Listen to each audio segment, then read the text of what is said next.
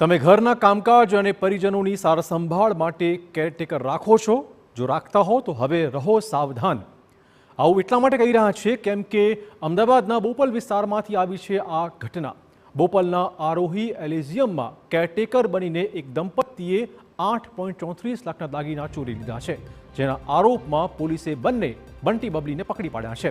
વિસ્તારપૂર્વક વાત કરીએ તો આરોહી એલિઝિયમમાં રહેતા એક પરિવારના સભ્યને હૃદયની સર્જરી કરાવી હોવાથી સારસંભાળની જરૂરિયાત હતી. તેણે કેરટેકર તરીકે એક યુવતીને કામકાજ પર રાખી. આ યુવતીનો પતિ કેરટેકર માટે ઓનલાઈન રજીસ્ટ્રેશન કરાવતો હતો, જેનાથી આ પરિવાર બંટી બબલીના સંપર્કમાં આવ્યો. જોકે બંનેની દાનત બગડેલી હોવાની જાણ હતી જ નહીં.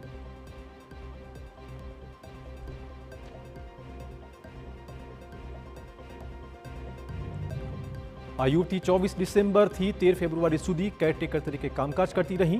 દરમિયાનમાં ચોરી ચૂપકેથી ટુકડે કબાટમાંથી 8.34 લાખના દાગીના ચોરી લીધા. આ યુવતીનો પતિ જ ચોરી માટે યુવતીને મદદ કરતો રહ્યો.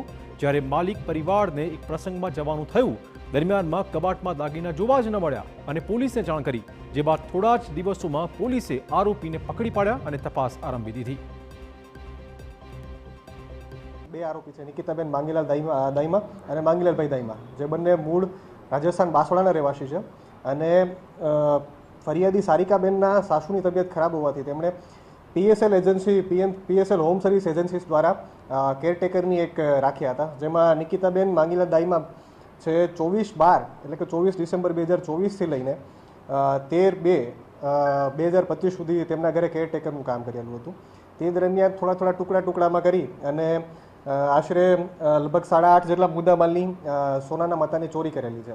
આરોપી નિકિતાબેન માંગીલાલ દાઈમા તેમને યોગ્ય લાગે અને ધીરે ધીરે જે કોઈ ઘરમાં આજુબાજુમાં કોઈ ન હોય તો યોગ્ય લાગે તે રીતે ઘરેણાઓને હાથફેરો કરતા હતા અને તેમનો કબજો છે પોતાના પતિનો